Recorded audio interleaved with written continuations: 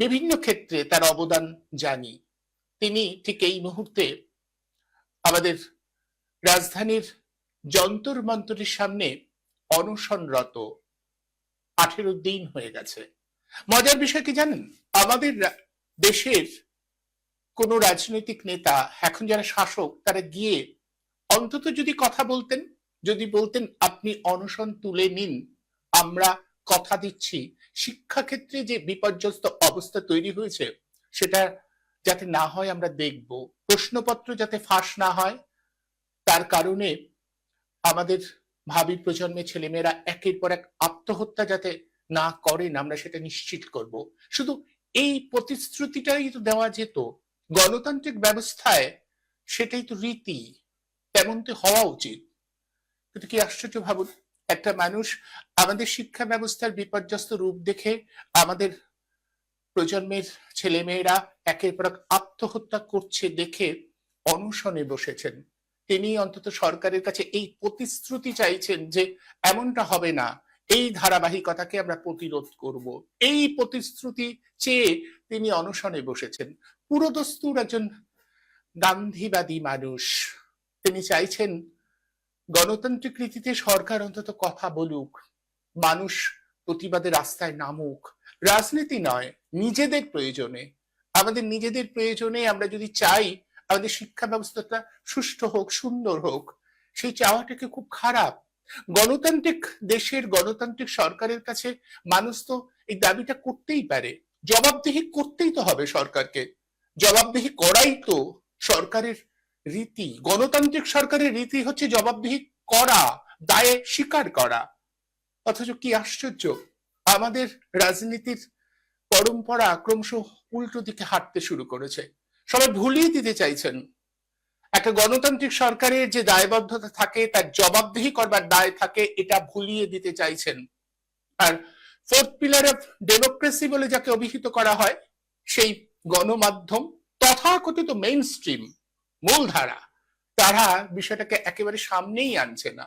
একজন মানুষ, আমাদেরই সহনাগরিক, অত্যন্ত বিশিষ্ট মানুষ, বিভিন্ন ক্ষেত্রে তিনি অবদান রেখেছেন, বিজ্ঞানের ক্ষেত্রে, পরিবেশের ক্ষেত্রে তিনি একটা অবদান রেখেছেন, সেই মানুষটি অনশন করছেন দিনের পর দিন। দেশের তাবর মিডিয়া তা নিয়ে কোনো বক্তব্য নেই, তারা গোটা বিষয়টাকে উপেক্ষা করাটাই শ্রেয় বলে বিবেচনা করছেন। তারা একবারে সরকারের কাছে এই বিষয়টা নিয়ে যেতে চাইছেন না যে এই মানুষটি যদি কোনো কারণে মারা যান এই অনশনের কারণে, সেটা আমাদের গণতন্ত্রের জন্য খুব লজ্জার হবে। এটা তুলে ধরবার দায় ভুলে থাকতে চাইছে মিডিয়া। আসলে মিডিয়ার কিছু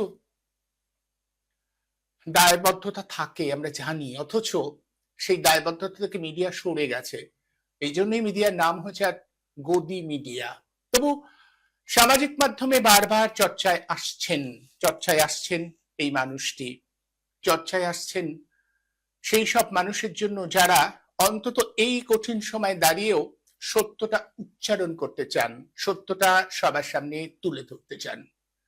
আমাদের মনে হলো আমরাও যদি এই বিষয়টাকে একটু সামনে রাখি। সোনম ওয়াংচুক যে দাবি নিয়ে অনশন করছেন সেটা আমার দাবি, আপনার দাবি, এদেশের প্রতিটি সাধারণ মানুষের দাবি, মধ্যবিত্তের দাবি। আর কি আশ্চর্য রকম ভাবে মধ্যবিত্ত নিরাসক্ত হয়ে রয়েছে। মধ্যবিত্ত গোটা বিষয়টাকে এখনো অনুধাবন করতে পারছে না যে শিক্ষা ব্যবস্থায় যে বিপর্যয় নেমে আসছে সেটার জন্য তাদেরই ছেলে মেয়েরা বিপর্যস্ত হবে। ইতিমধ্যে কতজন আত্মহত্যা করেছে তার সঠিক হিসেব আমাদের জানা নেই, কিন্তু যা আসছে সেটা চমকে দেওয়ার মতো। 35-40 জন ছাত্রছাত্রী আত্মহননের পথ বেছে নিয়েছে ইতিমধ্যেই। বারবার কেন প্রশ্নপত্র ফাঁস হয়ে যাবে, কেন শিক্ষাক্ষেত্রে এইরকম একটা অরাজক অবস্থা তৈরি হবে, কার দুর্নীতি, কারা টাকা খান, কোন অবৈধ লেনদেনের জন্য এটা ঘটতে থাকে, আমরা বারবার এই প্রশ্নগুলো সামনে আনবো। আসুন আমরা আজকে এই বিষয়টির উপর একটু আলোকপাত করি যে মধ্যবিত্ত ক্রমশই নিরাসক্ত হয়ে যাচ্ছে, মধ্যবিত্ত কি চারপাশটা দেখতে ভুলে যাচ্ছে, যে মূল্যবোধের উপরে ভর করে মধ্যবিত্ত একটা গণতান্ত্রিক ব্যবস্থার ভিত্তি স্থাপন করতো, সেই মধ্যবিত্তই আজ কিভাবে উল্টো দিকে হাঁটতে শুরু করলো। আসলে এই বিষয়টির উপরে আলোকপাত করি। আলোচনার জন্য এই মুহূর্তে আমার সঙ্গে রয়েছেন যিনি, তার সঙ্গে পরিচয় করিয়ে দিই প্রথমেই। আসুন, এই মুহূর্তে আমার সঙ্গে রয়েছেন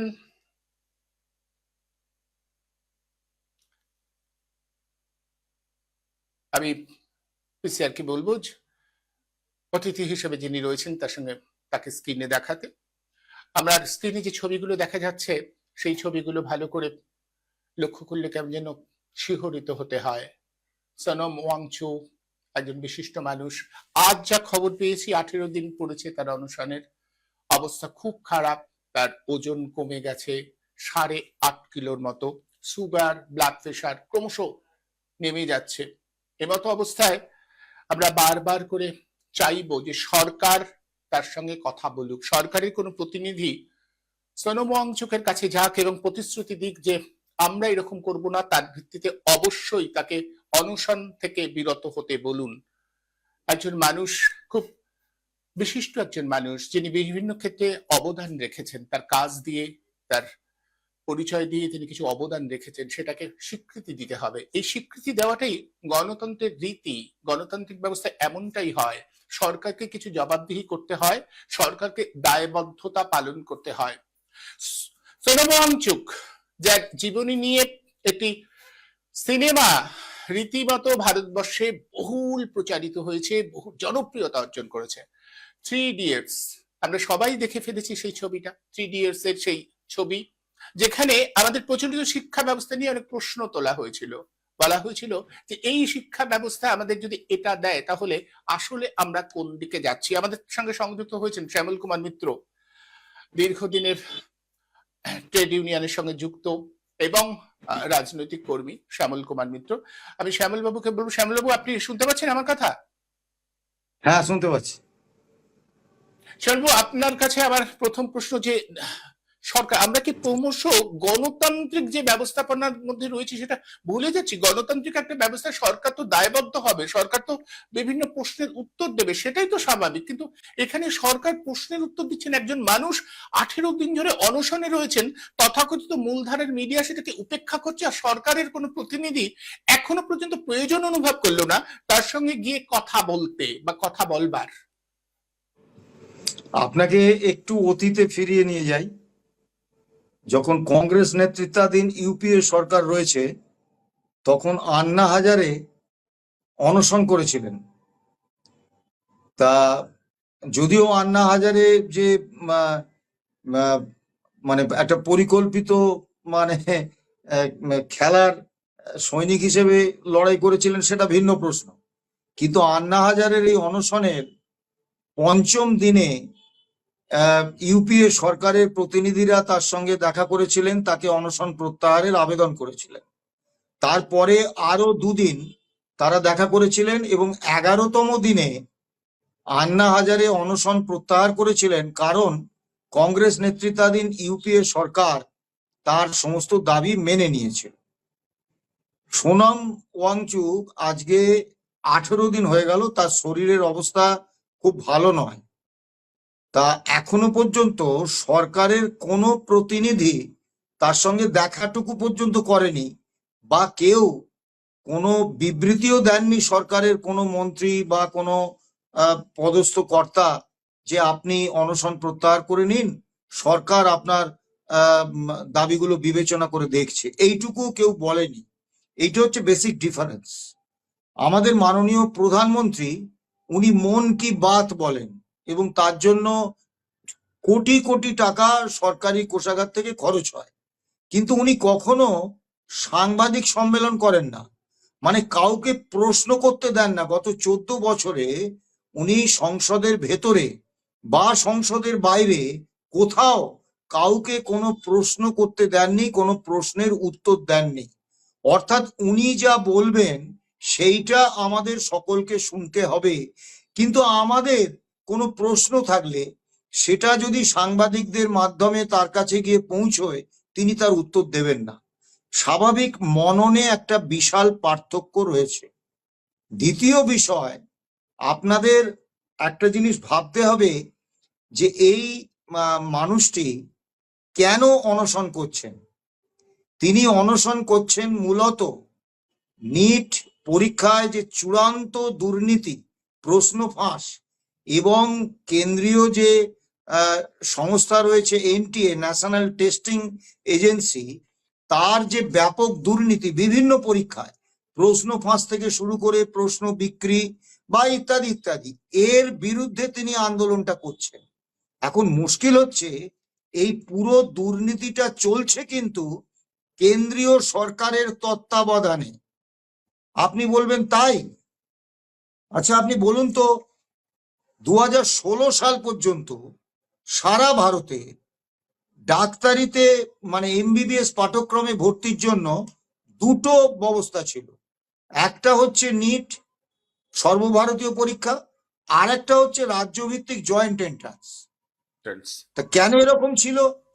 যে সরকার মনে করতেন যে রাজ্যভিত্তিক জয়েন্ট এন্ট্রান্সে বিভিন্ন রাজ্যে শিক্ষার যে প্রক্রিয়া, সিলেবাস এবং প্রশ্নপত্র তৈরির ধরন, বিভিন্ন রাজ্যের সংস্কৃতি, ভাষা ইত্যাদি ভিন্ন ভিন্ন, তাই বিভিন্ন রাজ্যে আলাদা আলাদা জয়েন্ট এন্ট্রান্স হওয়া দরকার।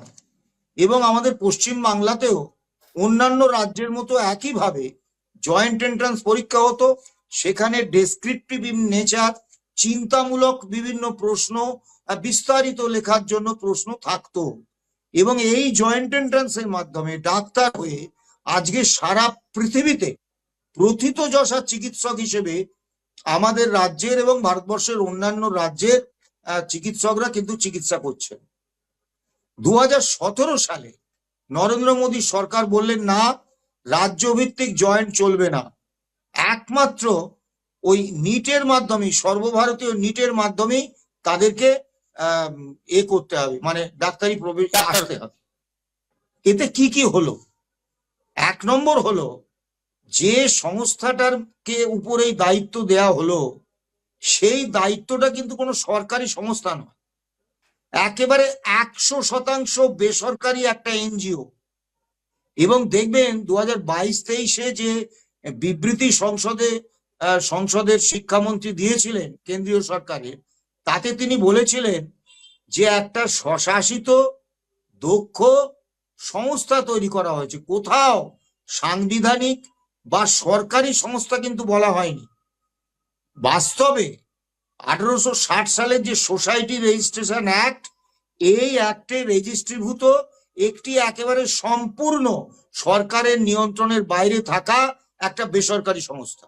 কিন্তু আমার প্রশ্ন, মধ্যবিত্তরা আজকে সোনম ওয়াংচুক যেভাবে অনশন করছে আমাদের প্রজন্মের জন্য, তো আমাদের ভাবি প্রজন্ম তারা যাতে সুস্থ একটা শিক্ষা ব্যবস্থা পায়, শিক্ষা ব্যবস্থায় যাতে দুর্নীতি দূর হয়, সেটার লক্ষ্যে তিনি অনশন করছেন। কিন্তু মধ্যবিত্তরা, কোথাও মনে হয় মধ্যবিত্ত তার মূল্যবোধটা হারিয়েছে, যে মূল্যবোধের উপরে ভিত্তি করে, যে মধ্যবিত্তের মূল্যবোধের উপরে ভিত্তি করে আমরা ব্যবস্থাটাকে একটু সুস্থ সুন্দর ব্যবস্থা হিসেবে দেখতে চাইতাম, সেই মধ্যবিত্তরাই বোধহয় কোথাও নিরাসক্ত।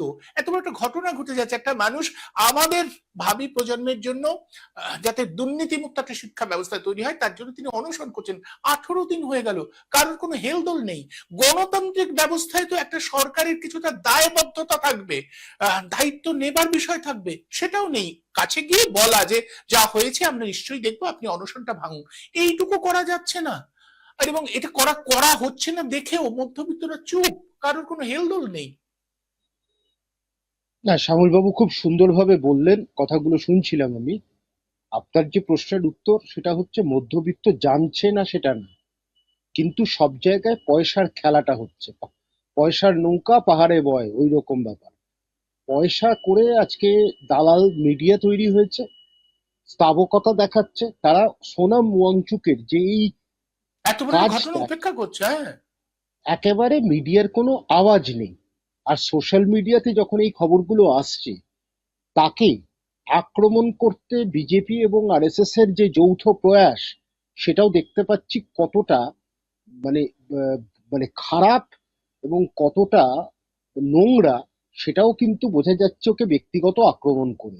প্রথম কথা, সোনাম ওয়াংচুককে মিডিয়ার দরকার পড়ে না। Sonam Wangchuk is an institution of by himself. এই জায়গা থেকে সোনাম ওয়াংচুক যে কাজটা করছে এটা দেশের জন্যই করছে, কিন্তু সেইটাকে উপেক্ষা করতে আমরা ভীষণভাবে, সরকার পক্ষ বলুন, মানে বিজেপি সরকার বলুন আরএসএস বলুন এটা চেষ্টা করছে চাপিয়ে দেওয়া, যাতে এই ঘটনাটা কিছুই না। উনি যে একটা অনশন করছেন এবং আরো 2-3 দিন যা দেখছিলাম ওনার পালস রেট কমছে, ওনার প্রেশার কমছে, তো সেখানে উনি ভর্তি হওয়ার মতন জায়গায় যাচ্ছেন।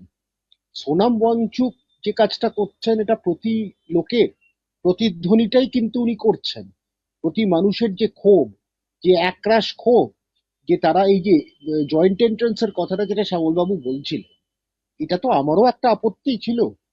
আমি একদম 1990 সালে যখন করলাম, তার আগে রাজীব গান্ধী সবাইকে সব ইউনাইট করার জন্য 15% কোটা কেন্দ্রীয়কে দিয়ে দিল। আর আমাদের সময় 600-র মধ্যে র্যাঙ্ক করলে কিন্তু, বা ম্যাক্সিমাম 650-র মধ্যে র্যাঙ্ক করলে কিন্তু ডাক্তারি পড়ার একটা সুযোগ আসতো, কিছু ইঞ্জিনিয়ারিং এ চলে যেত বলে সুযোগটা আসতো। এইবার ওই জায়গায় তখন আমাদের বামেদের এত তাদের ভালোবাসা, 15% তারা দিয়ে দিল সিট। ঘটনাচক্রে তখন কাশ্মীর আর অন্ধ্রপ্রদেশ দেয়নি, কারণ তারা বলেছিল আমাদের মেডিকেল কলেজ কম, আমরা সেন্ট্রাল গভর্নমেন্টকে দিতে পারবো না। তারপরে যখন মেডিকেল কাউন্সিলের বিষয়টা এলো, যখন পোস্ট গ্রাজুয়েটের কমন পরীক্ষা, তখন অন্ধ্রপ্রদেশ আর কাশ্মীরকে ধরা হতো। কিন্তু ঘটনাটা হচ্ছে আমার সিট দেওয়া না, আমার বক্তব্য হচ্ছে ওই 15% থেকে আমরা কিন্তু শূন্য পেতাম। কারণ সেন্ট্রাল গভর্নমেন্টের কোর্স, যেটা সিবিএসসির তখন যেটা কোর্স থাকতো, বা স্পেশালি বায়োলজি আর কেমিস্ট্রি, সেটার সাথে আমাদের ওয়েস্ট বেঙ্গলের আকাশ পাতাল তফাৎ ছিল। আমাদেরকে লিখে পরীক্ষাটা দিতে হতো, মানে কোয়েশ্চেন, মানে একটা কোনো টিক মারার ব্যাপার ছিল না, বা কোনো গোল করার ব্যাপার ছিল না। মাল্টিপল চয়েস কিন্তু আমরা ছিলাম না। আমরা মানে আমি নিজে মাল্টিপল চয়েস প্রথম দেখেছি হচ্ছে যখন আমি ডাক্তারি পড়ার সময় একবার বেনারস হিন্দু ইউনিভার্সিটির পরীক্ষা দিতে গেছিলাম, একবার অল ইন্ডিয়া ইনস্টিটিউটের পরীক্ষা দিতে গেছিলাম।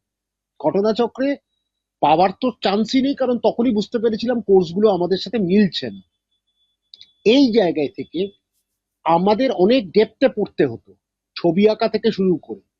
সেইখানে কোর্স যখন মিলছে না, 15% ডাক্তার কিন্তু আমরা হারিয়ে ফেললাম সেই সময় থেকে, এই ভুল সিদ্ধান্তটার জন্য।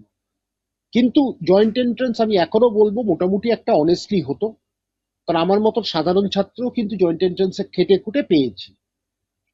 কি করাপশনটা কেন আসছে? কারণ ভারতবর্ষে ডাক্তার হওয়ার একটা ক্রেজ মানুষের মধ্যে আছে। আমার ছেলে একজন ডাক্তার। এই যে ক্রেজ থেকে আসে হচ্ছে এক শ্রেণীর ব্যবসায়ী, তারা তৈরি করলো কোচিং সেন্টার, আর 2 নম্বর তৈরি করলো হচ্ছে ছেলেকে ডাক্তার বানাতে হবে। তখন থেকেই এই কোচিং সেন্টার গুলো সার্ভাইভ করতে হবে। তো সার্ভাইভ করলে হলেই 10টা করে 15টা করে 20টা করে প্রশ্ন বার করতে হবে। তখন থেকেই এই জিনিসগুলো হচ্ছে। তো এইবার আমার একটাই বক্তব্য, যে কথাটা শ্যামলবাবু বলছেন, আপনি বলছেন, আমিও বলছি, ভবিষ্যতে ডাক্তার কারা হবে? সেই ছেলেরা কি সেই ডেডিকেশন, ডিভোশন, কমিটমেন্ট থাকবে? যে চুরি করে ঢুকছে, সে একদম প্রত্যেকটা এমবিবিএস চুরি করে পাশ করবে? এটা তো অস্বীকার কর। যার বাবা এমনি চুরি করে, এবং বাবা ছেলেকে চুরি করতে শেখাচ্ছে, যে আমি তোর জন্য এত টাকা খরচ করেছি, এবার ছেলে যখন ডাক্তার হয়ে বেরোবে, ছেলে তো ডাকাতি করবে, লুণ্ঠন করবে, পেশেন্টের পকেটটা ফুটো করবে, কারণ বাবাকে তো টাকাটা তুলে দিতে হবে তাকে। এই একদম জায়গাগুলো না আমরা, একটা জিনিস, আবার মমতা বন্দ্যোপাধ্যায় এই ভুলটা করেছিলেন যখন সুপ্রিম কোর্ট বলেছিল, এটা নিয়ে একটা আর্গুমেন্ট করা যেত যে আমাদের জয়েন্ট এন্ট্রান্স আমাদেরকে ফিরিয়ে দাও, আমাদেরকে কমন পরীক্ষা। মনমোহন সিং এরও এটা পুরোপুরি দোষ ছিল না, কারণ এটা সুপ্রিম কোর্টের অর্ডার ছিল যে একটা পরীক্ষা সিস্টেমে পরীক্ষাটা হোক মেডিকেল। কারণ সুপ্রিম কোর্টের কাছে একটা মামলা হয়েছিল যে ডাক্তারির কোয়ালিটি বিভিন্ন জায়গা থেকে খুব কম। শ্যামলবাবু যেটা বলছেন একদম সত্যি কথা। বেসরকারি হাসপাতালে, মানে আমার পোস্ট গ্রাজুয়েটটা একটা বেসরকারি হাসপাতাল থেকে, তো সেখানে আমি দেখছি, আমি রাত দিন কাটছি, আরেকজন সারা 3টে বছর গাইনোকোলজি করলো, সে এলোই না কলেজে। তার মানে বাড়িতে বসে সে পড়তো আর এখানে করতো, সে এলোই না। আপনি হাসপাতালে না এসে আপনি কি নার্সিং হোমে কাজ শিখবেন, না বাড়ির লোকেদের সাথে ঠিক মতো কথা বলতে শিখবেন? এইগুলো এমবিবিএস এও এই ঘটনা। মানে আমি আর বলছি না, একটা মেডিকেল কলেজ আছে যেখানে প্রথম প্রশ্ন করা হয় যে রেনা হ্যাঁ না নেই রেনা হ্যাঁ। তো নেহি রেনা হ্যাঁ কি আরো 5 লাখ টাকা 10 লাখ টাকা দিতে হতো। আপনি বাড়িতে বসে, সম্ভব আমাকে একজন বলেছিল, মানে আমার আমেরিকাতে ইউএসএমএলইও ক্লিয়ার করা, খুব মজার একটা ঘটনা আমাকে একটা ছেলে বলেছিল যে sir, it is officially not possible but it is practically possible. If you go to US now, you can also you can also earn your degree from this hospital, your MD degree. তো একসাথে আমি ইউএসএও বসে থাকলাম, এখান থেকে আমি এমডিও করছি। এই জায়গায় প্রচুর মেডিকেল কলেজে এরকম আছে যারা যায়ও না, পোস্ট গ্রাজুয়েটে তারা নিজের প্র্যাকটিস করে, ডিগ্রিটা এখানে চলে। তো এই জায়গায় যেটা শ্যামল বাবুর সাথে কথা, আপনি এদের কাছ থেকে কি এক্সপেক্ট করছেন? মানে what they will learn? Hospital ছাড়া কিন্তু আপনি শিখতে পারবেন না, পেশেন্ট ছাড়া আপনি শিখতে পারবেন না।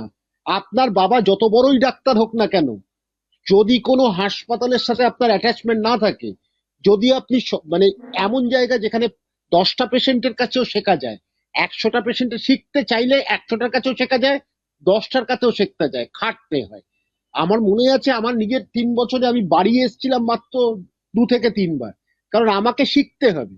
এই শেখাটা আমাকে কিন্তু কনফিডেন্সটা দিয়েছে। আমি হাউস স্টাফশিপ করেছিলাম, তখন আমাদের কম্পালসারি ছিল না। হাউস স্টাফশিপে আমার এটাও মনে আছে, রাত্রির 2:30টার সময় আমি ব্লাড চালিয়ে এসেছি। ঘটনা হচ্ছে আমি আমার বড়াই করছি না, কিন্তু আমাকে এইটুকু ঠিক মনে না, হয়েছিল, একদম। আমার কমিটমেন্ট টুয়ার্ডস এ পেশেন্ট যদি আমি ডেভেলপ করতে না পারি, I cannot be a good doctor. তার ডিভিডেন্সটা আমি আজকে পাচ্ছি। মানুষ আমাকে বিশ্বাস করে, আমাকে দালাল ধরে পেশেন্ট ধরতে হয় না, মানুষ আমার নাম শুনে আসে। আর সত্যি কথা, আপনাদের মতো মানুষ যারা মিডিয়াতে আছেন আমার মুখটা সামনে এনেছেন বিভিন্ন সময় বিভিন্ন অতীতে, সেখানে আপনাদেরও একটা বিষয় আছে। কিন্তু সোনাম ওয়াংচুকের ব্যাপারটা, যেটা একটা মানবিকতার দিকটা আমরা হারিয়ে ফেলছি।